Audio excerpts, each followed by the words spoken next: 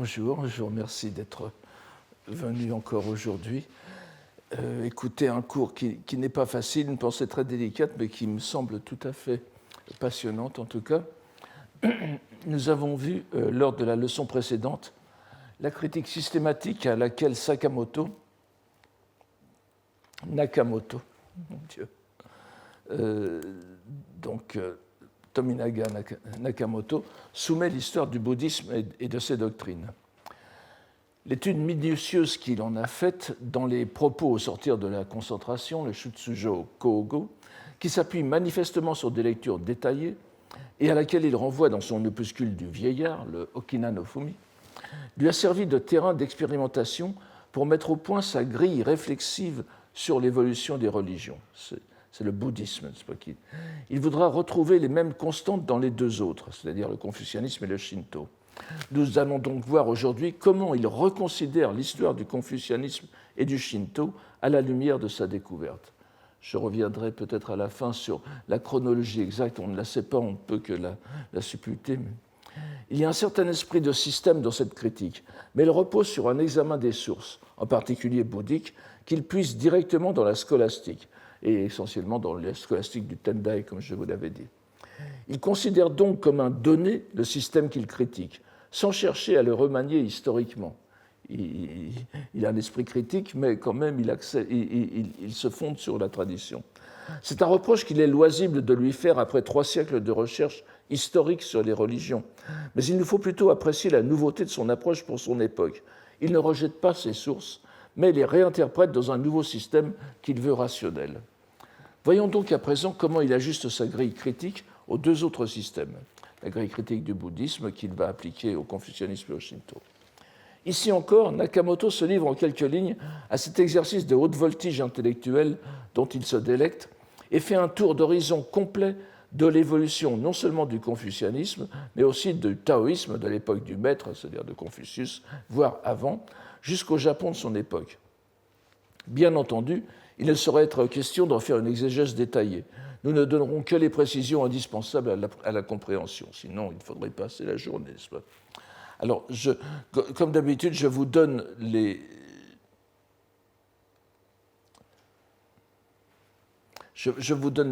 passages que je reprends d'un site d'internet qui reprend à peu près tel quel une bonne édition. Je l'ai remanié un peu pour simplifier la lecture, mais encore une fois, ce n'est pas pour lire les textes, n'est-ce pas vous ça. Il suffit de les lire. Les japonisants qui sont ici pourront les retrouver très facilement sur l'Internet en tapant Shutsujo Kōgo et Okina no Fumi. Donc, cette première citation. De même, Confucius, s'appuyant sur les préceptes de Yao et de Shun, n'est-ce pas, Shun en chinois et Gyo et Shun en japonais, et prenant pour modèle les rois Wen et Wu, c'est-à-dire les Bun et Bu en japonais, exposa la voie de la légitimité royale, Odo. Je vous renvoie aux travaux de M. Van der Merch d'ailleurs à ce sujet, qui est en réalité, alors voici la partie importante, qui est en réalité un dépassement des idées de son époque, lesquels ne prenaient en compte que la voie des 5 hégémons, Gohaku, n'est-ce pas, les 5 grands États qui se partageaient le pouvoir à l'époque, tels Huan de Qi et Wen de Qin. Laissons passer tout ça, mais vous voyez la partie importante, c'est un dépassement, sono ue o idetaru, littéralement, qui sortait au-dessus, udetaru mononari. Nakamoto part donc de Confucius, comme il est normal, en rappelant qu'il s'appuyait sur la tradition des deux derniers des souverains mythiques, n'est-ce pas, les Sanko Gotei. Bon, ça aussi, ce sont des choses très connues. Vous pouvez regarder n'importe où donc Gyo et Shun sont les derniers de cette série, qui auraient régné durant le 3e millénaire avant notre ère, en tout cas pour ces souverains. Shun ayant cédé son trône à en japonais, Yu, n'est-ce pas, qui fonda la dynastie semi-historique des Xia. Et nous commençons à entrer dans l'histoire chinoise. Les rois Wen et Wu, au nom fort symbolique, n'est-ce pas, Wen, c'est le roi lettré, Bu, en japonais, Bun, donc c'est le roi lettré. Bu, c'est le roi des armes. Pas, et vous connaissez la locution Bunbu qui fera toute l'histoire de la culture chinoise et japonaise. Et l'on sait que toute la vie et les efforts de Confucius furent consacrés à rétablir la voie royale. Alors, donc, ils fondèrent la dynastie des Zhou, n'est-ce pas, des Shu, autour du XIe siècle avant Jésus-Christ. Et l'on sait que toute la vie et les efforts de Confucius furent consacrés à rétablir la voie royale de ses souverains dans la Chine de son époque, Confucius ayant vécu, les dates traditionnelles, bien sûr, c'est de moins 551 à moins 479. Donc cela constituait un dépassement des gouvernements arbitraires, les hégémons, n'est-ce pas, des 5 royaumes qui se partagèrent l'empire avec l'affaiblissement du pouvoir des Zhou. N'est-ce pas, cette partie qui va de la fin des Zhou jusqu'au Qin, n'est-ce pas. Donc le duc de Qi, Huan, qui est mort en moins 653, et Wen de Qin, n'est-ce pas, du royaume de Qin, qui serait mort en moins 628.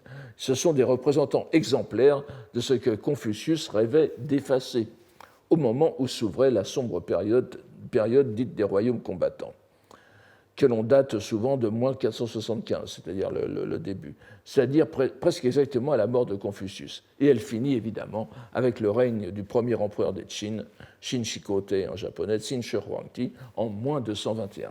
On voit donc le mouvement qu'esquisse Nakamoto. Confucius se référant au roi modèle des Zhou, eux-mêmes en prise directe avec les préceptes des empereurs légendaires, pour dépasser, n'est-ce pas, son Weoïse, pour dépasser le présent immédiat et son cortège de misère politique. C'est donc le même mouvement que celui du Bouddha historique Shakyamuni, qui avait pris appui, nous l'avons vu, pour ainsi dire, sur les Bouddhas d'un passé immensément lointain, pour dépasser les maîtres d'erreur qui le précédaient immédiatement, les Gedo, n'est-ce pas, les Gedoshi, ou on dit aussi Rokushi Gedo, qui le précédaient immédiatement dans l'histoire indienne, tel que les textes bouddhiques permettaient de la restituer. De façon très intéressante et à première vue, à la différence du bouddhisme, Nakamoto esquisse en même temps que l'apparition de Confucius celle des autres maîtres de l'époque, ceux qui forment les 100 écoles, n'est-ce pas, les hyakka, shoshi hyakka, les maîtres des 100 écoles, qui a été, vous savez que c'est la formule qui avait été reprise lors d'une campagne lancée par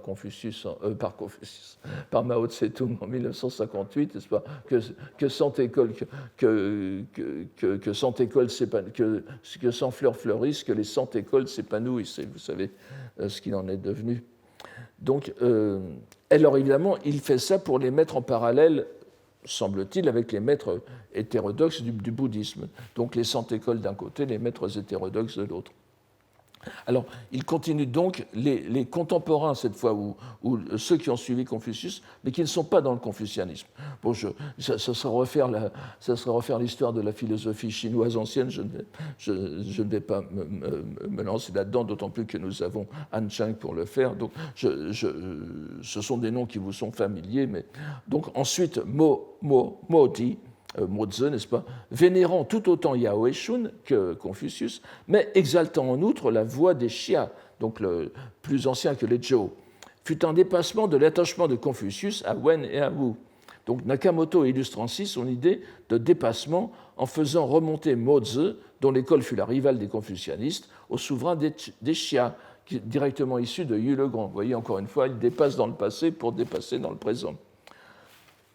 Ensuite, la citation d'en dessous, les idées de Yang Zhou sur la voie impériale et sa vénération pour l'empereur jaune, donc un empereur mythique aussi, furent un dépassement de l'enseignement de Confucius et de Mozi, donc, sur la voie royale.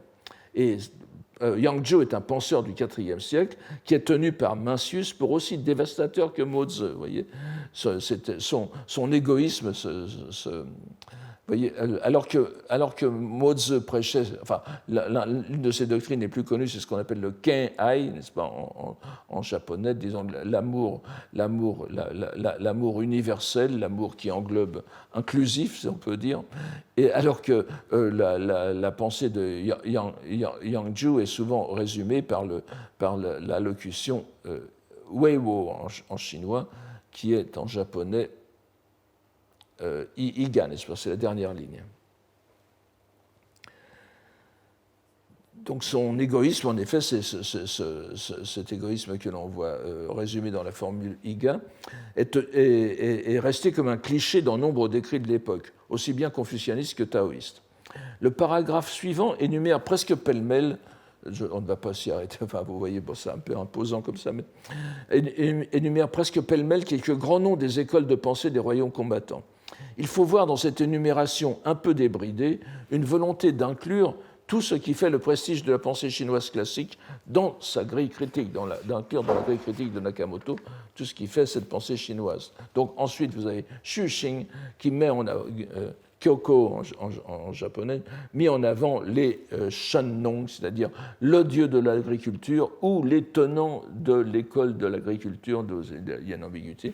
Et ensuite, vous voyez évidemment Zhuangzi, Liezi et leur école prônèrent les souverains Wuhai, Godian ou l'état de chaos, ce qui était encore un surdépassement. Vous voyez, Sono Ue no Ueo Hidetaru Mononadi, un surdépassement de leurs prédécesseurs.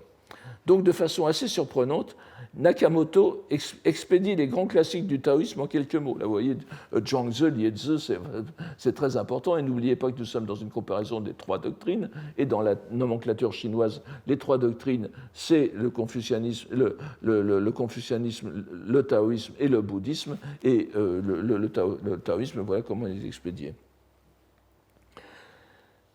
Et il les remarque seulement comme exemple pour les exemples qu'ils fournissent à sa thèse sur le dépassement. Mais nous comprenons bien la raison de cette accumulation. Il présente en quelque sorte Confucius comme une réplique de Shakyamuni qui avait dépassé les hétérodoxes indiens en se propulsant au-delà d'eux. Il revient donc à son sujet principal ici. Je vous donne cette citation un peu imposante, mais ce sont là des doctrines hétérodoxes, vous voyez, itin, c'est hérétique même. Pour revenir à la voie de Confucius, après cette digression, il revient cette fois dans le courant de Confucius, vous voyez, il fait comme avec Shakyamuni, après avoir esquissé ce qui se passe autour de Confucius, il va dans le confucianisme à proprement parler. Pour revenir à la voie de Confucius, nous constaterons qu'elle est divisée en 8 branches, n'est-ce pas? Wakarete yatsu tonaru. Toutes se réclamant de l'enseignement de Confucius en se dépassant mutuellement. Mina sono, il continue sono eo ide aitaru, n'est-ce pas? Toutes se dépassant mutuellement. Toutes se réclamant de l'enseignement de Confucius en se dépassant mutuellement. L'affirmation, alors là, n'entrons pas dans les détails, c'est simplement pour avoir une idée de comment Nakamoto mène son raisonnement. L'affirmation de Cao Zi, selon laquelle la nature humaine n'est ni bonne ni dépourvue de bonté, constitue un dépassement de Shizi, selon qui la nature humaine comporte bien et mal. L'opinion sur la bonté de la nature humaine exprimée par Mencius est un dépassement de celle de Cao Zi. Et Xunzi, qui soutenait qu'elle était mauvaise, constitue un dépassement des idées de Mencius. Zhangzi, bon là on sort du Confucius, Zhangzi rédigea le livre de la piété filiale qu'il fit passer pour les dialogues de Zhangzi, et y prôna la piété filiale. Il abandonna ainsi les différentes voies pour tout ramener à cette dernière vertu. En appelant donc les non-confucianistes hétérodoxes, il les remet dans sa grille de développement parallèle au bouddhisme et s'appuie sur cette analogie de structure pour décrire l'évolution historique de l'enseignement de Confucius au fil des siècles et des nouvelles écoles, comme celle du bouddhisme, avec de nouveaux penseurs qui se réclament, avec le terme kagotsuku, n'est-ce pas, kagotsukeru, que nous avons déjà vu à plusieurs reprises, qui se réclament d'une compréhension plus authentique de la pensée du maître et en faisant le prétexte de la création de leur propre école et doctrine. Donc rien de nouveau sous le soleil de la voie, n'est-ce pas? N'oubliez pas que soleil, dans une expression japonaise pour soleil, tento veut dire la voie du ciel. Nous ne pouvons entrer dans le détail des noms et des doctrines de cette esquisse éclair de l'histoire du confucianisme, mais nous en comprenons bien le mouvement. Nakamoto choisit de centrer son esquisse sur quelques notions fondamentales, en particulier la nature humaine et la piété filiale. présentant cette dernière comme l'aboutissement formel de l'évolution ancienne du confucianisme et le dépassement de toutes les voies, parce que c'est évidemment aussi l'une des valeurs confucianistes qui est la plus implantée au Japon. Cela lui permet de porter les stockades au néo-confucianisme, donc l'école des Song, dont je vous l'ai dit, qui s'est développée à partir donc à la fin du XIIe siècle et qui est venue au Japon autour de l'an 1600 pour constituer la voie principale, n'est-ce pas, des études confucianistes et officielles même. Cela lui permet donc de porter les stockades au néo-confucianisme, puis aux écoles confucianistes japonaises, ici encore en quelques mots. Les confucianistes des Song, ne s'apercevant pas de cette évolution, étaient persuadés de l'unicité de l'enseignement depuis les origines. Alors que plus récemment, au Japon, Ito Jinsai a soutenu que Mencius seul fut dans la droite ligne de Confucius, tous les autres enseignements étant hérétiques. Tandis que Sorai, donc Ogyū Sorai, nous avons déjà vu ses noms, affirmait que la voie de Confucius remontait directement à celle des premiers souverains. Zhusi et Mencius s'y étant en fait opposés. Toutes ces opinions sont éminemment fautives. Mina, je pense qu'il fait Oinaru Mizokonai no machigai taru koto domo nadi. Vous voyez cette vivacité des penseurs d'Edo, on retrouve un peu déjà ici, on retrouve un peu de ce qu'on verra chez Norinaga plus tard, n'est-ce pas, on n'est pas tendre avec ses adversaires. Il reproche donc tout d'abord aux néo-confucianistes chinois et à leurs successeurs d'avoir ignoré les développements historiques de l'école et de l'avoir, à tort, considérée comme unique et cohérente en sa doctrine. Pour ce qui est du Japon, les deux noms qu'il mentionne sont les deux représentants de ce que l'on peut désigner, pour faire court, je ne l'ai pas ici, de ce que l'on peut désigner, pour faire court, comme le mouvement Kogaku, ou les études antiquisantes, n'est-ce pas, Inishie no Gaku, les études sur l'Antiquité, qui sont surtout réunies dans leur critique du néo-confucianisme japonais. Ito Jinsai et Ogyū Sorai, chacun à sa façon, veulent dépasser le néo-confucianisme pour revenir à une étude, disons, directe des textes. Et en particulier chez Ogyū Sorai, qui est un vrai philologue, dont on peut dire qu'il a fait sur la langue chinoise antique ce que les Kokugakusha faisaient sur le japonais. Il y a vraiment une symbiose entre les deux courants de ce point de vue, dans la méthode. Nakamoto retrouve chez eux le même mouvement historique de pseudo-retour à une pureté originelle, pour conclure en fin de compte qu'ils sont tous dans l'erreur, n'ayant pu analyser avec justesse l'évolution des doctrines. Il renvoie à son œuvre de jeunesse qui exprimait déjà les mêmes idées. Vous savez, c'est la deuxième citation, n'est-ce pas? Konoshimatsu o shiran tomo waba. Alors, Setsuhei, on lit, le plus souvent les gens lisent Setsuhei, Seppei, peut-être Bun o Fumi o Mirubeshi, n'est-ce pas? Je vous ai dit, on n'a plus ce texte, il l'avait écrit très jeune, et c'était sans doute son galop d'essai qu'il avait fait sur le confucianisme. Je reviendrai peut-être là-dessus à l'occasion, mais je le dis déjà maintenant, n'est-ce pas? Il a certainement fourbi ses armes avec le Setsuhei, mais c'est dans le bouddhisme qu'il a trouvé la grille parfaite qui va expliquer pour lui l'histoire de développement de ces doctrines qu'il va appliquer aux trois religions. Mais cela nous invite naturellement, mais ce n'est encore qu'une digression, dont je vous prie de m'excuser, à nous interroger sur la genèse du système de Nakamoto. Sa notoriété repose essentiellement donc, sur sa critique savante du bouddhisme.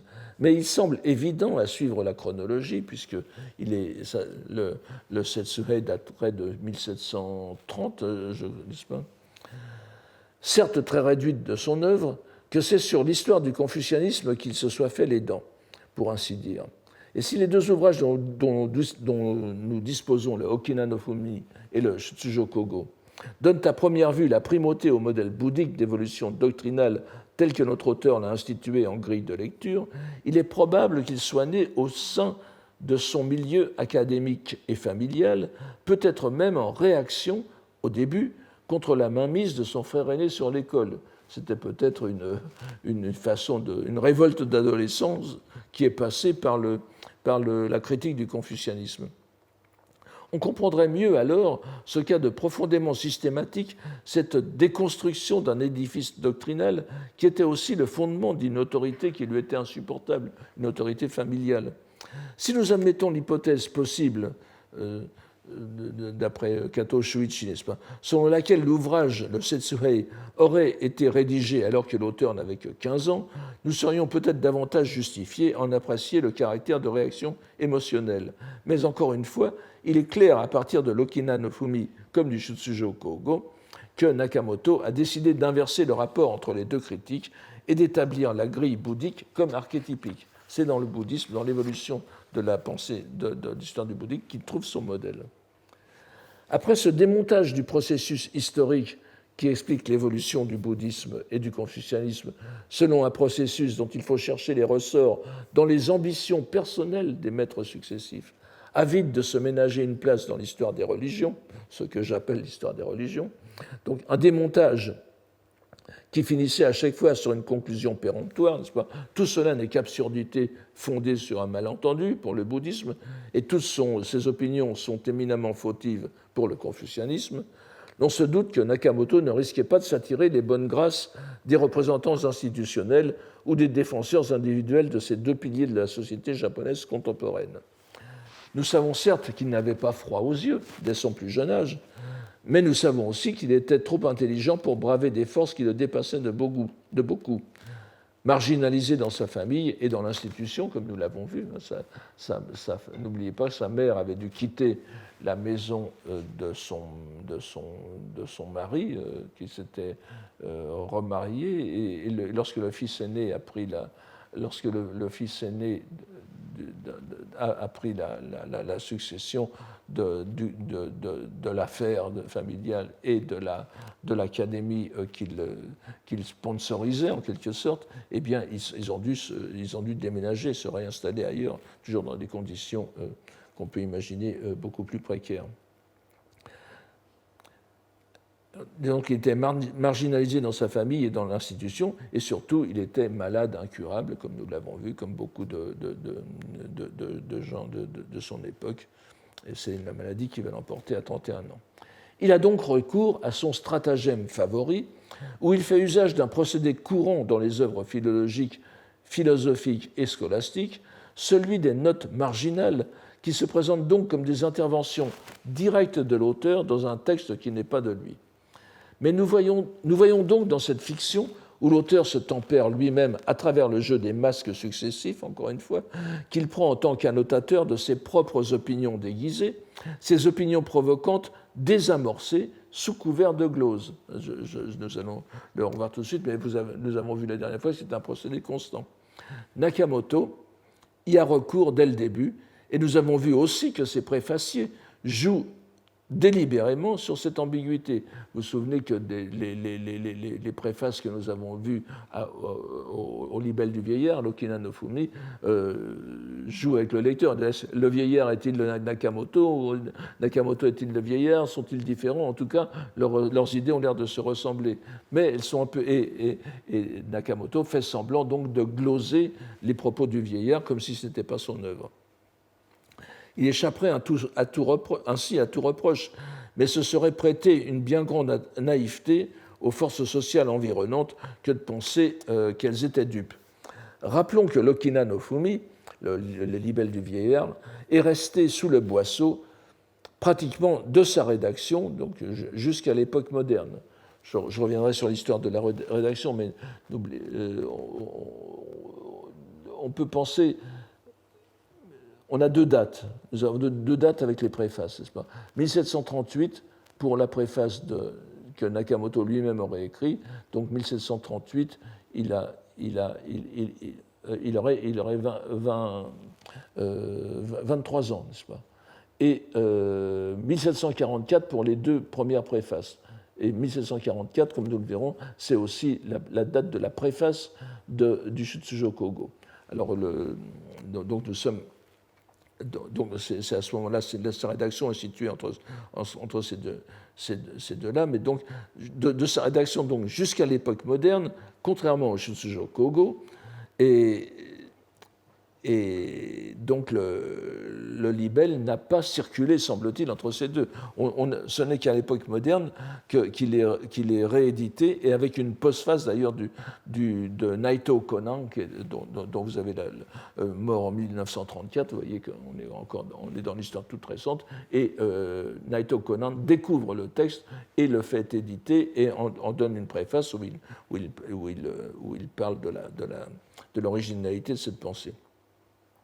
Alors, le fait qu'il ait été gardé sous le boisseau est-il dû au décès prématuré de l'auteur et à la pusillanimité de ses disciples et amis, n'est-ce pas? Cela est une toute autre histoire. Revenons donc aux annotations de Nakamoto lui-même. Alors, voici comment il tempère sa présentation du confucianisme. Encore une fois, c'est toujours en deux parties. Il tempère et puis après il dit « mais si c'est vrai, eh ben, c'est pas très bien ».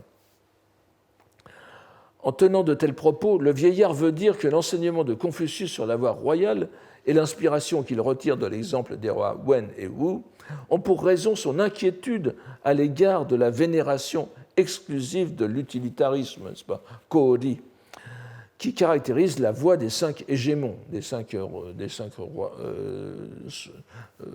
royaumes concurrents de l'époque.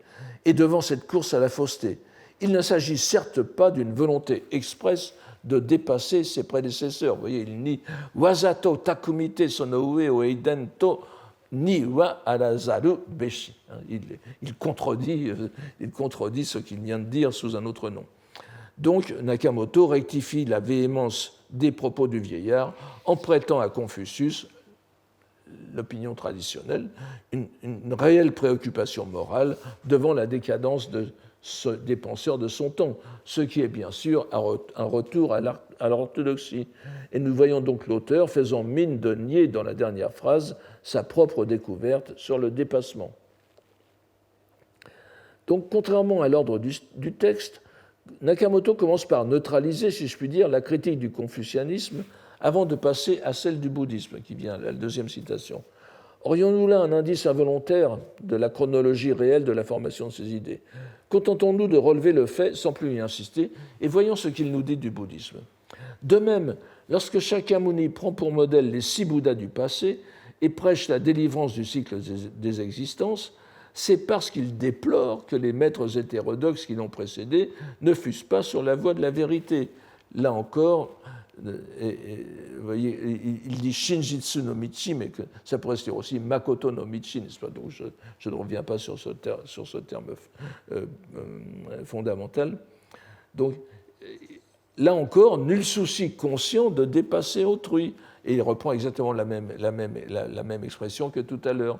Donc il n'y a pas de course à l'originalité.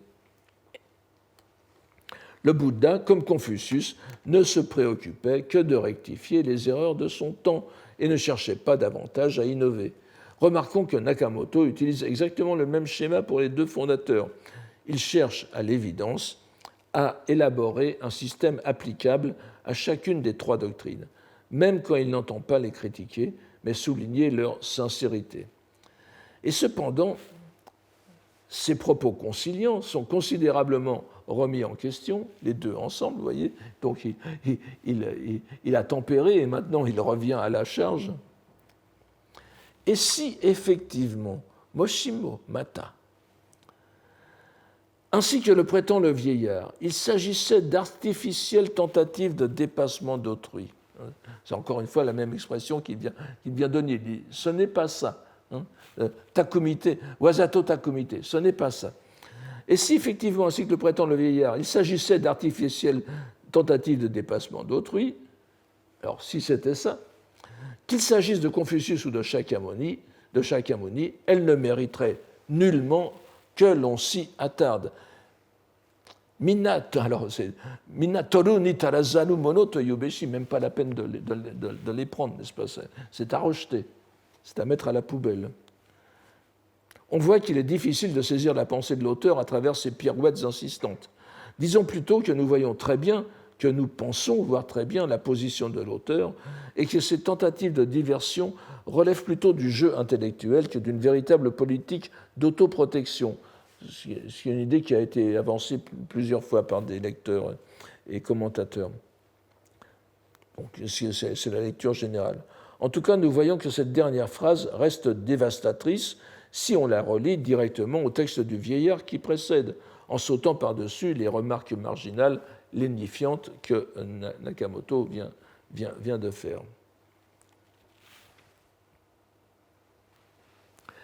Voyons comment le vieillard poursuit avec son analyse de l'évolution historique du Shinto, dont il divise l'évolution en 4 grandes étapes. Quelques-unes de ces idées sont fort intéressantes. Et vraiment, enfin, il y aurait beaucoup à dire, mais je vais voir. Alors, pour en venir, alors j'ai insisté un peu, mais c'est quand même Shinto Totemo, n'est-ce pas? Totemo, Toitemo. Alors, je traduis par. C'est peut-être un peu plus fort que le japonais, mais l'esprit est. Pour en venir à la prétendue voix des dieux. Enfin, quand on prétend parler de la voix des dieux. Pour en venir à la prétendue voix des dieux, ce sont les gens de l'époque médiévale, Chuko, qui la firent passer pour remontant aux âges anciens de l'époque des dieux.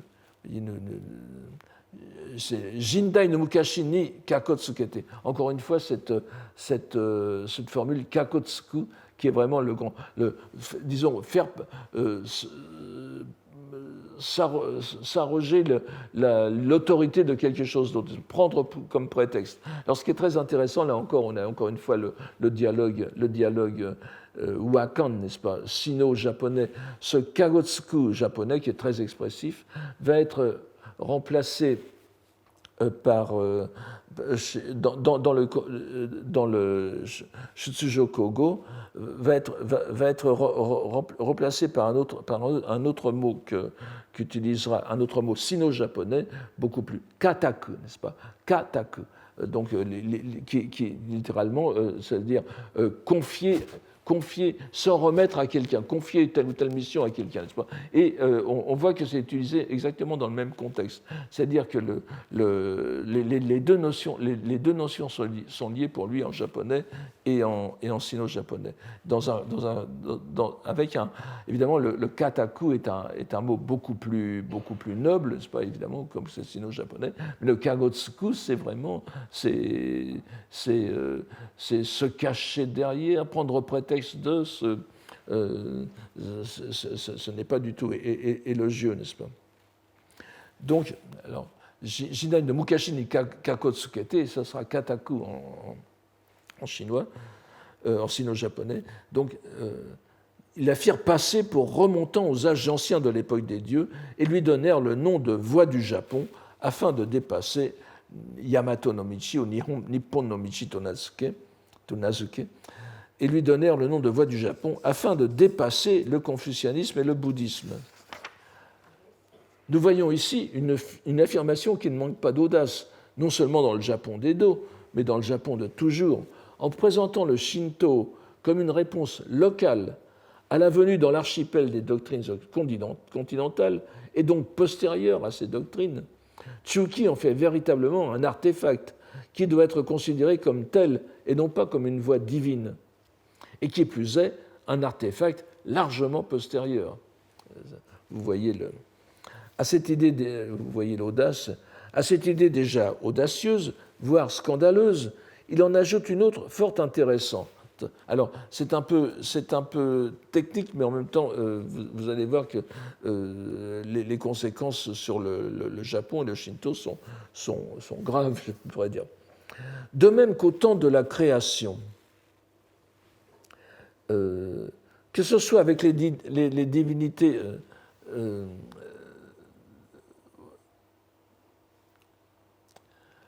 alors, excusez-moi, voilà. vous avez ici le temps de la création, donc je traduis par Jibun. Le création n'est pas là, mais on peut le mettre entre parenthèses. Mais que ce soit avec les divinités Abhasvara, littéralement les divinités dont on pourrait dire son et lumière, n'est-ce pas? Je vous expliquerai ça dans un instant. Les divinités Abhasvara en Inde, ou avec l'homme primordial Pangu en Chine, il n'était pas question d'une voie particulière, bouddhique ou confucéenne, et que les deux furent fabriqués plus tard consciemment et à titre provisoire. De même, le prétendu Shinto, la voie des dieux donc, ne saurait-il remonter à l'antique époque des divinités? On va voir comment s'articule cela, cette idée avec l'idée de la mythologie japonaise. Mais vous voyez qu'il n'y va pas par quatre chemins. Il s'agit encore une fois d'une tentative d'unification des trois grilles d'évolution des doctrines, en présentant pour les trois une sorte de période mythologique qui échappe à ces trois doctrines, qui reconnaissent chacune une époque des dieux qui échappe, elle, à leur construction postérieure. Relevons qu'ici, Nakamoto emploie la locution Kalini, vous voyez, il a le Kalini tsukuri detaru koto domo nareba, n'est-ce pas? Qui veut dire donc provisoire, le provisoire ou le circonstanciel, et que c'est une notion bouddhique. N'oubliez pas, j'en ai parlé plusieurs fois, chaque fois que vous auriez dans un texte japonais kalini, que souvent les traducteurs traduisent sans faire attention, provisoirement, et tout ça, ça renvoie à l'idée bouddhique. Je ne dis pas chaque fois, si vous le trouvez évidemment chez Murakami Haruki, ça ne sera sans doute plus comme ça, mais dans les écoles, dans les textes, nous l'avons vu chez Saikaku l'an dernier, n'est-ce pas? C'était manifeste. Ça renvoie à cette idée du gongen, n'est-ce pas, de l'avatar, de ce qui est provisoirement installé dans la réalité phénoménale, donc qui n'est pas réelle, pour aider les gens. C'est relié tout à fait à l'idée de Hoben que nous avons vue et que nous reverrons, donc l'expédient salvifique bouddhique. C'est une notion d'abord bouddhique et ensuite qui s'est répandue dans la pensée japonaise. Mais vous voyez que Nakamoto l'utilise ici, et n'oubliez pas qu'il l'a fait. Nous avons vu tout à l'heure, enfin je vais le redire là-dessus, tout à l'heure nous avons vu Shinjitsu, n'est-ce pas? Jitsu, c'est le contraire de Kali, n'est-ce pas? Donc, et donc, le Kali s'oppose au vrai authentique qui est Makoto. Makoto, donc le Makoto no Michi, la voie authentique, la voie de vérité, la voie véritable de Nakamoto, qui sera reprise par Norinaga, et en réalité est fondée sur ce dialogue, ce dialogue Makoto et Kali, qui vient tout droit de l'idée des deux vérités bouddhiques. Je l'ai dit, mais je le redis encore. Donc, les deux doctrines continentales apparaissent donc comme des constructions a posteriori, provisoires et provisionnelles, sur un fond préexistant, qui est le fond mythologique. Nous aurons, je l'espère, l'occasion de revenir plus tard sur les incursions mythologiques d'Atsutane, telles que notre ami Yanaga Nobumi, je vous donnerai les références en temps utile, en a traité dans un article récent. Mais nous pouvons voir ici que Nakamoto se livre en un éclair, selon son habitude, à un travail de mythologie comparée, cette fois riche d'intuition, et qui, dans une certaine mesure, accorde une possible vérité au Shinto, malgré ce qu'il vient d'en dire. Ce n'est pas au hasard qu'il choisit les divinités dites Abhasvara, n'est-ce pas, les Kounten, littéralement, dont la voix est lumière, c'est-à-dire qu'au lieu de parler par des sons, il parle par des émissions de lumière. Ces divinités, dans l'architecture complexe de la structure cosmique bouddhique, sont situées au troisième niveau des dieux de méditation, Zenten, eux-mêmes au deuxième niveau du monde du visible ou de la forme, le Shikikai. Vous savez que le bouddhisme divise notre monde notre monde le loka, n'est-ce pas, en trois dimensions. Nous sommes dans la première dimension qui est le yokai, la dimension du désir, et nous avons au-dessus la dimension, alors c'est shikikai ido, mais là, ido est à prendre ici dans le sens de forme, c'est-à-dire qu'il n'y a plus de matière, mais qu'il n'y a qu'une sorte de visible dans lequel évoluent des dieux qui sont classés en plusieurs niveaux, et en particulier ce qu'on appelle les dieux de méditation. Et ces Abhasvara donc, sont à ce niveau-là. Et pourquoi parle-t-il de ces dieux? C'est que, selon une tradition, le premier habitat divin, ces dieux Kohonten, n'est-ce pas, qui sera préservé de la conflagration universelle finale, n'est-ce pas? C'est-à-dire que, vous savez, je crois que je pense en avoir... enfin bon, ça n'a pas beaucoup de... Ça n'a pas beaucoup d'importance. Enfin, je crois que j'en parle tout à l'heure. Notre monde, les lokas, n'est-ce pas, dans le bouddhisme, sont forcément provisoires. Et leur vie, leur durée est divisée en 4 étapes. Et il y a une sorte de conflagration finale où tout notre monde phénoménal, c'est une sorte de big crunch, n'est-ce pas, tout disparaît dans une espèce d'incendie cosmique. Or, tout ne disparaît pas, parce que c'est simplement notre monde et une partie des premiers niveaux du Shikikai. Le reste est préservé. Et justement, c'est de cet habitat divin préservé de la conflagration universelle, d'où redescendront ensuite les êtres. C'est-à-dire que les êtres qui reformeront le monde sont des dieux dégénérés, n'est-ce pas? Vous le savez, je vous ai déjà expliqué, je pense que les dieux dans le bouddhisme sont les dieux de la mythologie indienne, mais seulement ils ont été dégradés en quelque sorte, ils sont dans les 6 voies. Et étant dieux dans les 6 voies, ils ne sont pas éternels, ils vivent très longtemps. Et seulement lorsqu'ils sont arrivés au bout de leur karma, de leur rétribution en tant que Dieu, c'est quand même une récompense, il n'y a pas de doute que ce soit une promotion, mais ça arrive à sa fin et la mauvaise part de karma va revenir et ils commencent à se sentir très, très mal, n'est-ce pas? C'est ce qu'on appelle les Tennin Gosui, n'est-ce pas? Les cinq signes de dégénérescence des dieux, je ne les ai pas parce qu'ils sont un peu physiologiques, mais bref, ils vont retourner dans le cycle des existences. Et à ce moment-là, ils vont devenir humains. Alors, il y a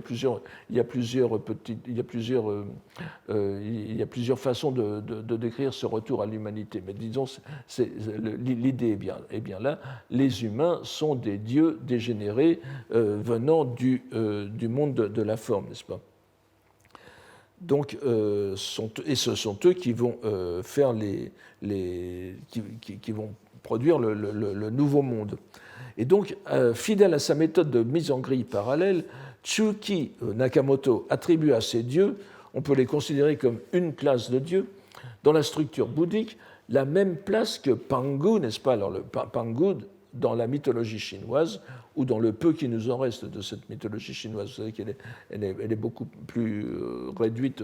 C'est-à-dire que les Chinois l'historiographie chinoise a fait un peu ce qu'auraient fait les Romains selon Dumézil, c'est-à-dire qu'ils ont transformé les dieux en personnalités historiques. Ce sont les rois, les empereurs mythiques, etc. Alors, mais Pangu, lui, dans la mythologie chinoise, émergeant de l'œuf originel au sortir du chaos primordial et créant peu à peu le monde, est considéré soit comme le premier homme, soit comme l'origine du genre humain. Il est en tout cas considéré comme bien antérieur aux 3 souverains et 5 empereurs mentionnés plus haut et constitue, comme les dieux Abhasvara, l'horizon indispensable de la création. C'est le plus haut que l'on puisse remonter dans l'idée chinoise de la cosmologie. Nous pouvons donc comprendre les raisons qui mènent Nakamoto à les mettre en parallèle.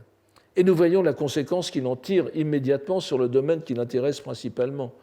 Pour le Shinto même, il faut faire la distinction à ce que le Shinto raconte des dieux, son discours sur les dieux et la situation objective, pour ainsi dire, un donné irréfutable de l'âge mythologique. La voix des dieux et l'âge des dieux sont loin de se recouvrir. Pour Nakamoto, il y a quelque chose qui est plus haut encore. Cette voix des dieux, telle qu'elle constitue le Shinto, est en conséquence, elle aussi, une construction provisoire à distinguer de la cosmogonie à proprement parler. Vous voyez la subtilité, n'est-ce pas? Et c'est une construction provisoire qui se déploie en 3 étapes selon Nakamoto. Alors, la première forme sous laquelle il a été exposé a nom syncrétisme, Ryobu Shugo. On dit aussi le Ryobu Shinto. Le syncrétisme des 2 parties. Doctrine élaborée, alors, syncrétisme des 2 parties. Doctrine élaborée par la réunion des voies bouddhiques et confucéennes auxquelles on a apporté les retouches appropriées. C'est très subtil, enfin bon, c'est une très bonne observation, mais ça parle d'un Shinto très tardif. Donc la première étape qu'il distingue est un peu surprenante. Remarquons tout d'abord que Nakamoto ne fait nulle mention d'une période historique où aurait existé un Shinto indépendant, en particulier celui qui est présenté par le texte du Kojiki, qui serait ce qui vient tout de suite à l'idée. Faut-il alors comprendre que l'âge mythologique primordial auquel il fait allusion est celui décrit dans ce texte, mais qu'il est trop factuel pour être considéré comme une doctrine? Le Kojiki serait une relation objective de ce qui s'est passé? Car les 3 étapes que décrit Nakamoto sont bien tardives et très postérieures à la rédaction de ces grands textes japonais du 8e siècle, n'est-ce pas? Et nous pouvons voir que la chronologie de ces 3 étapes est un peu surprenante, tout comme la définition qu'il donne du Ryobu Shinto, à qui il semble accorder chronologiquement la première place. En principe, le terme, parce qu'il semble prendre Ryobu ici bipartite dans le sens confucianisme et bouddhisme.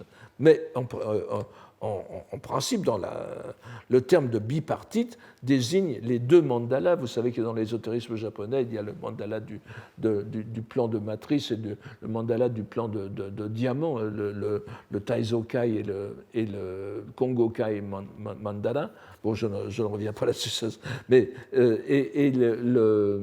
c'est à partir de ces 2 mandalas qu'on parle du Shinto bipartite, n'est-ce pas? Elles viennent de l'école ésotérique Shingon, dont le dispositif est appliqué au grand sanctuaire Shinto, et en particulier à celui d'Issei, avec ses 2 sanctuaires.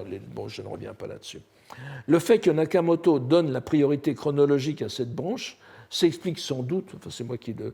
parce qu'on l'a fait remonter directement à Kukai lui-même. Donc Kukai, c'est quand même un personnage fondateur dans l'histoire japonaise, n'est-ce pas? Donc le début du 9e siècle, autour de l'an 800 si vous voulez. Et alors, comme le Ryobu Shinto est prétendument remonté à Kukai, il le prend peut-être comme ça. Donc...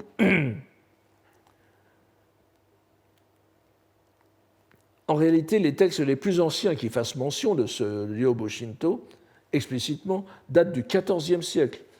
Et le Ryobu Shinto lui-même n'est qu'un cas particulier du phénomène auquel Chuki n'accorde que la 2e place, n'est-ce pas?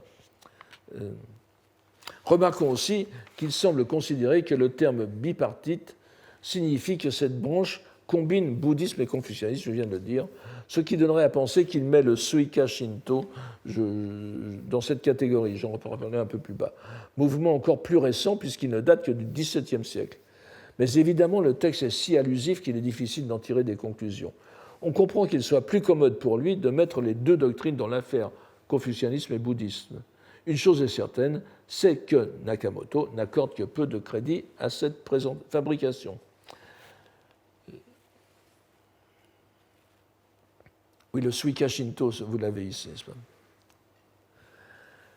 La seconde branche, selon Nakamoto, est historiquement antérieure, si l'on se fonde sur l'histoire du Shinto, n'est-ce pas? Ce qui est apparu ensuite est appelé enchaînement de l'origine et des traces. N'est-ce pas? Vous voyez ici Honjaku, première ligne, n'est-ce pas? Honjaku Engi. C'était en fait une tentative des bouddhistes, jaloux de l'essor du Shinto à l'époque, de prêcher au grand jour une prétendue voie des dieux, alors qu'en secret, il le faisait tomber dans le bouddhisme. C'est Butsudoe Otoshikometaru Mononare. C'est bien sûr la doctrine de l'assimilation du principiel et du vestigiel, n'est-ce pas, le Honjaku, le Honji Suijaku, qui domina toute la religion japonaise jusqu'au mouvement d'éradication du bouddhisme du début de Meiji. Relevons qu'ici, encore, Nakamoto en donne une interprétation très particulière, puisqu'il l'attribue à la jalousie du bouddhisme à l'égard du Shinto. Il décrit ainsi tout ce mouvement, dont nous avons vu la richesse tant du point de vue de la pensée que de l'expression littéraire à la fin de l'époque de Heian, comme un stratagème bouddhique pour s'assurer la domination sur le Shinto. C'est exactement l'expression Wazato Takumite, n'est-ce pas? Il expédie ensuite d'une phrase un autre aspect important du Shinto de son époque. Ce qui surgit ensuite fut l'école unifiée, Yuitsu Shugen Toyu, qui prôna un Shinto épuré à l'écart du confucianisme comme du bouddhisme. Il s'agit du terme Yuitsu Sogen, plutôt, excusez-moi, pas Shugen, c'est Sogen bien évidemment, ce qui est plus communément appelé Yuitsu Shinto, dont l'origine remonte à Yoshida Kanetomo, dont je mets les dates ici, haut dignitaire du ministère des Affaires divines du XVe siècle, il était du Jingikan. Ce Yoshida Kanetomo laissa une œuvre considérable qui a été très étudiée par mon ami et collègue François Massé, qui est à la fois une élaboration magico-religieuse du Shinto et un effort de libérer cette religion du bouddhisme comme du confucianisme. Et on relèvera, et ça c'est une chose curieuse que je ne vois pas relever par ailleurs, que le vocabulaire même utilisé par Nakamoto ici, dans son esquisse du Shinto, qui est un peu particulier, n'est-ce pas, lorsqu'il parle de vous voyez, Honjaku Engi, la première ligne de la citation. Tout à l'heure, la troisième ligne avant la fin, il parle de Ryobu Shugo, n'est-ce pas? Et Yuitsu Sogen aussi, qui est une expression un peu bizarre. Eh bien, ces trois expressions, justement, se trouvent dans les textes de Yoshida Kanetomo. Donc, c'est chez Yoshida Kanetomo qu'il va puiser sa connaissance la source de ses idées sur l'évolution du Shinto de l'époque et sa vision historique. Et c'est cela qui lui sert à justifier sa propre grille critique. Vous voyez, en faisant ça, il a réussi à mettre le Shinto dans la grille confucianiste, bouddhiste. Il retrouve les mêmes écoles, les mêmes variations, les mêmes dépassements, mais seulement c'est dans une époque beaucoup plus restreinte qui est quasiment l'époque d'Edo. Alors, après cette brève esquisse historique, Nakamoto arrive au courant de son époque. Kono Sambu no Shinto, ces trois variantes du Shinto remontent à l'époque médiévale. Minachuko no Kotodomonite, ils le reconnaissent pas. Plus près de nous, alors, Chuko, n'est-ce pas, c'est pas initié, donc c'est l'époque médiévale, il ne remonte pas à l'Antiquité. Mais plus près de nous est apparu le Shinto de la voie royale, Odo Shinto, Tuyu. Cette dernière doctrine appartient au Shinto et n'a pas d'existence à part de celui-ci. Elle soutient que la voie de divinité est la voie des souverains.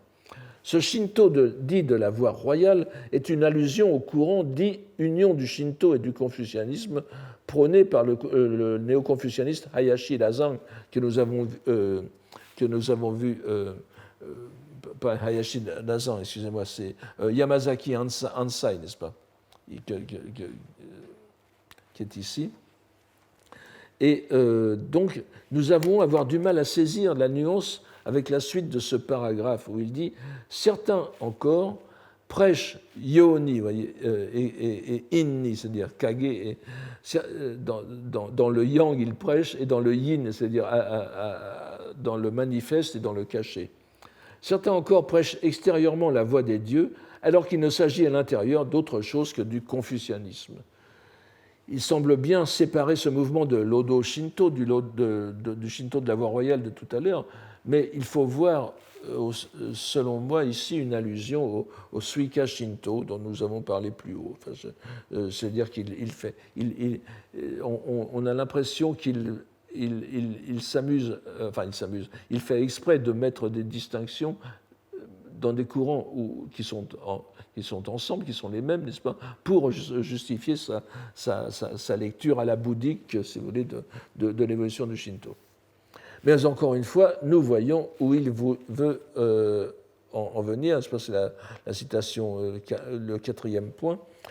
Toutes ces doctrines n'existaient bien sûr pas à l'antique époque des dieux, mais on les fait passer pour telles, et elles sont nées les unes des autres en se dépassant.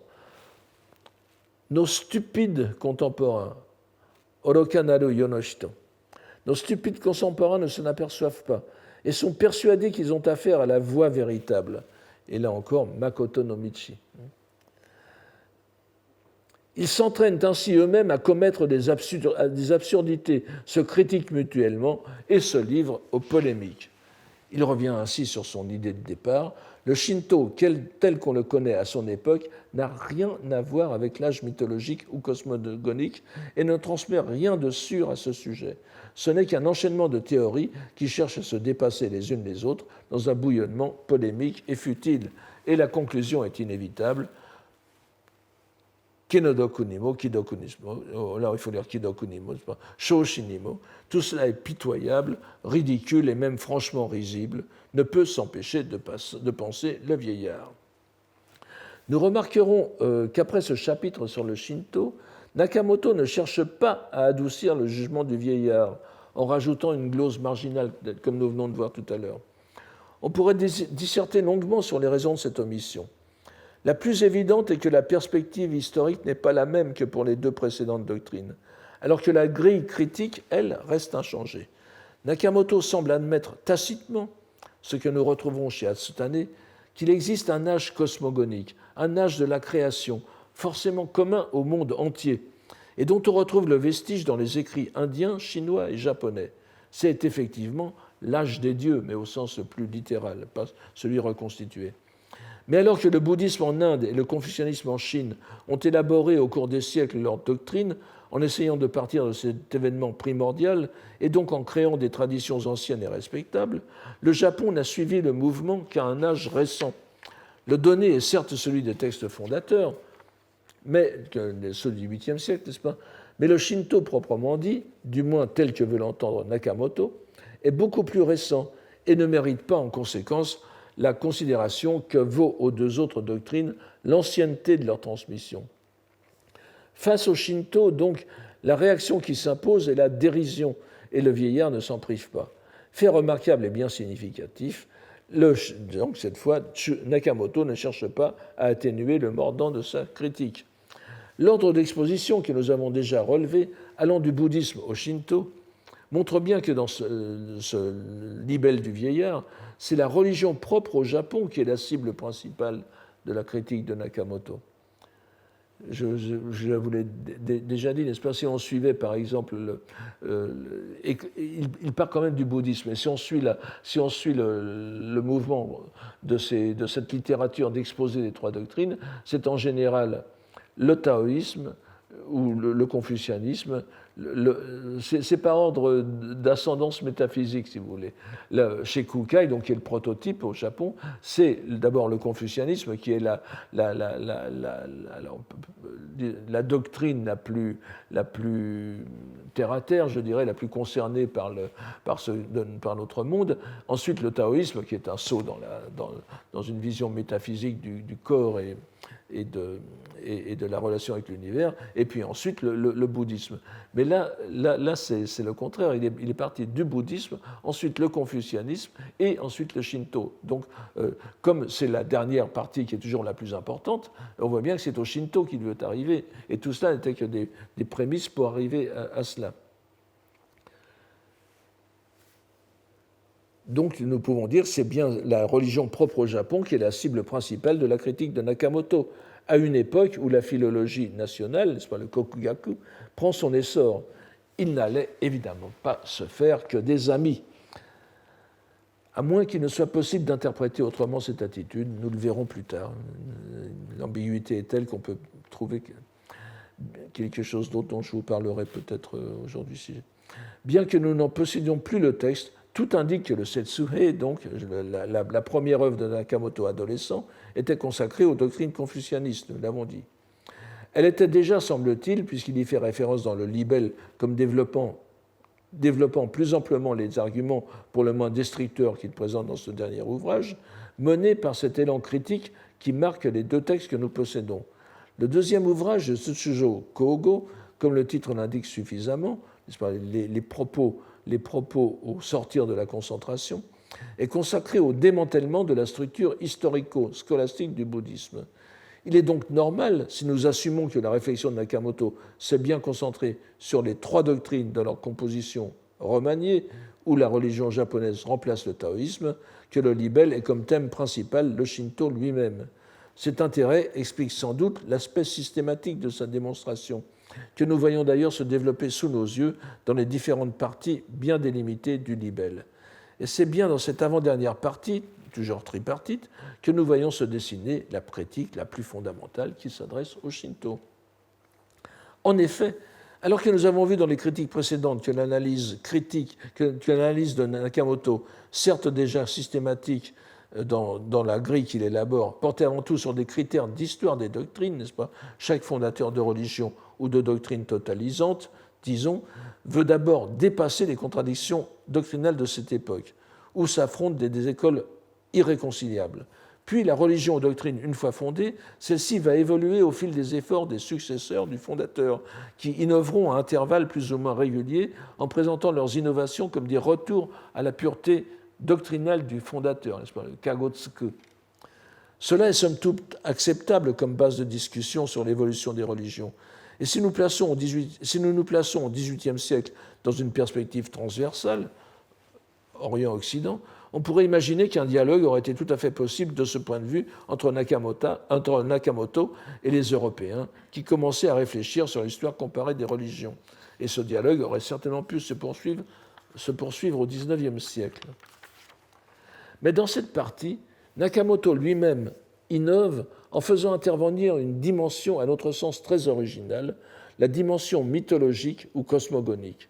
Nous devons tout d'abord y voir une extension de son esprit de système, mais une extension orientée vers un but bien défini. Cela se voit dans la façon même dont il uniformise en quelque sorte la dimension mythologique des trois doctrines, alors qu'ils sont en réalité profondément différentes dans la place qu'ils accordent à cette dimension.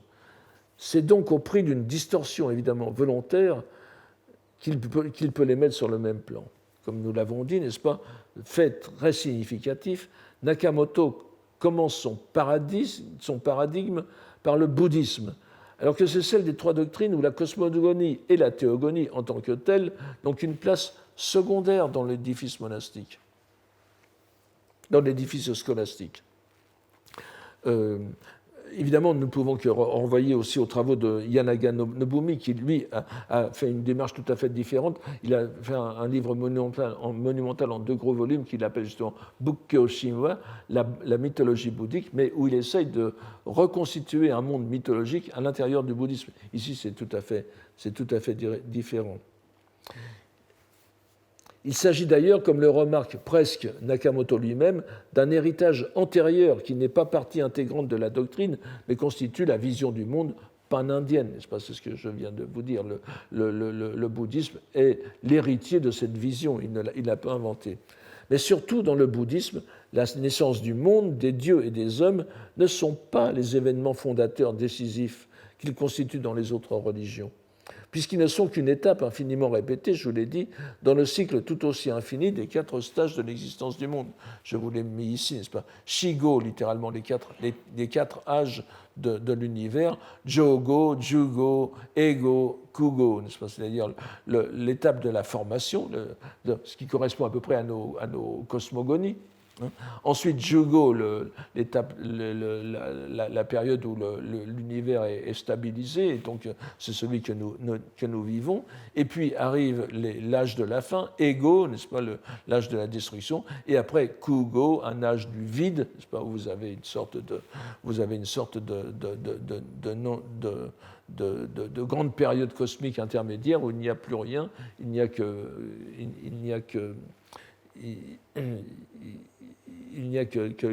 les dieux, les grands dieux qui sommeillent d'ailleurs. Mais surtout dans le Bouddha. Alors donc, le moteur de cette évolution, donc de cette évolution cosmogonique, est la puissance de l'acte, du karma, élaboré au long des âges cosmiques par les humains eux-mêmes. Alors dans le bouddhisme, évidemment, il n'y a plus rien. Les dieux eux-mêmes ne sont dans une autre dimension. Les dieux ne jouent dans cette évolution qu'un rôle secondaire, à commencer par Brahma, le dieu suprême des doctrines indiennes traditionnelles, dont la nature est adaptée à la doctrine bouddhique en étant profondément modifiée. Vous savez que parfois on tourne Brahma en dérision, puisqu'il est le premier à la création du monde et il est le dernier à la destruction du monde. Donc il se croit le dieu créateur, ce qu'il n'est absolument pas dans le bouddhisme. La véritable cosmogonie bouddhique, donc, ne relève que du bouddhisme lui-même et a comme support ontologique les Bouddhas, et en particulier dans le bouddhisme japonais qui est le nôtre, le grand Bouddha solaire, n'est-ce pas, Dainichi Nyorai, qui est le Bouddha de l'ésotérisme et qui va être celui qui est concerné par le syncrétisme shinto-bouddhique. Et je me permets de vous rappeler, enfin c'est quelque chose qui est bien connu, mais cette idée qui a fait vraiment florès à partir de la fin de l'époque de Heian au Japon, n'est-ce pas, Dai Nihon Koku, le grand royaume du Japon, le grand empire du Japon, qui est lu Dai Nichi no Hongoku, le royaume originel du Bouddha Mahavairochana, n'est-ce pas? Là, c'est de l'appropriation où je ne m'y connais pas, n'est-ce pas? Donc, qui montre bien l'importance du bouddhisme dans ses idées même pré-nationalistes. Le fondement du monde dans le bouddhisme est le plan de la loi, le Hokkai, qui est le lieu de résidence métaphysique de Dainichi. La cosmogonie invoquée par Nakamoto est donc mineure dans le bouddhisme et n'explique que les vicissitudes de nos plans d'existence. Donc on ne peut vraiment pas les mettre sur le même plan. Il est d'autant plus intéressant qu'il le prenne comme premier cas de son paradigme, auquel il va joindre le mythe chinois et le mythe japonais. Remarquons d'ailleurs que le nom de Pangu, dans la mythologie chinoise, la créature primordiale, l'homme primordial, si vous voulez, en Chine, apparaît relativement tardivement dans la littérature chinoise. Il semble qu'on ne le connaisse pas avant le IIIe siècle après Jésus-Christ, n'est-ce pas, à la fin des Han, ce qui est quand même, et qu'il n'est pas dans les textes sur les 3 souverains et 5 empereurs, bien sûr, ni dans les mythes de Fuxi et Nuwa, qui sont les mythes les plus anciens que l'on puisse retrouver en Chine. Et il est évident que le mythe de Pangu,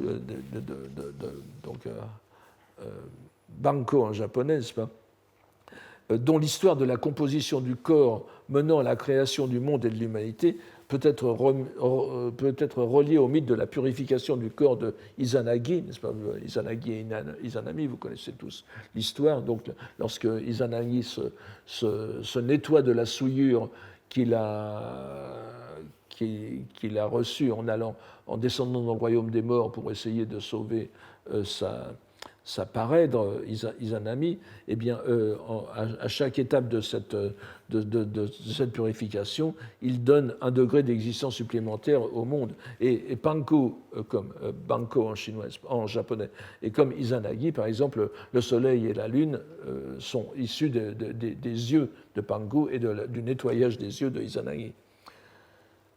Alors certes, les 2 mythes ne sont pas superposables, ne serait-ce que parce que Izanagi et Izanami, dont je viens de vous parler, appartiennent, eux, à la 7e génération des dieux, et que Pangu ne se rattache pas à une ascendance. Mais les similarités sont évidentes entre entre les deux. Je peux ajouter, alors, enfin, c'est une histoire passionnante de savoir d'où vient le mythe de Pangu, et je pense qu'une idée très intéressante qui a été mise par plusieurs chercheurs est qu'elle n'est pas chinoise à l'origine, mais qu'elle est à rechercher dans les populations minoritaires, comme on dirait maintenant, du sud de la Chine, n'est-ce pas?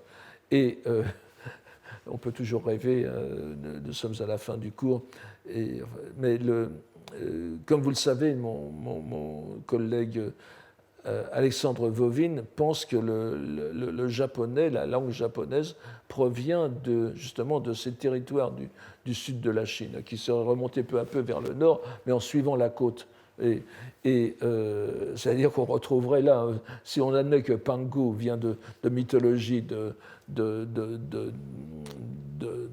peuples anciens non chinois du sud de la Chine, eh bien, on pourrait retrouver effectivement une possible origine commune. Mais enfin, je vous ai déjà parlé des théories tout à fait, à la fois extraordinairement érudites et fondées en recherche de Michael Witzel, n'est-ce pas, sur la mythologie universelle. C'est un texte qui est paru il y a une quinzaine d'années, mais qui a fait beaucoup parler. Et alors voilà, on aurait un élément à étudier dans ce sens, mais bon, ça sera pour une autre fois.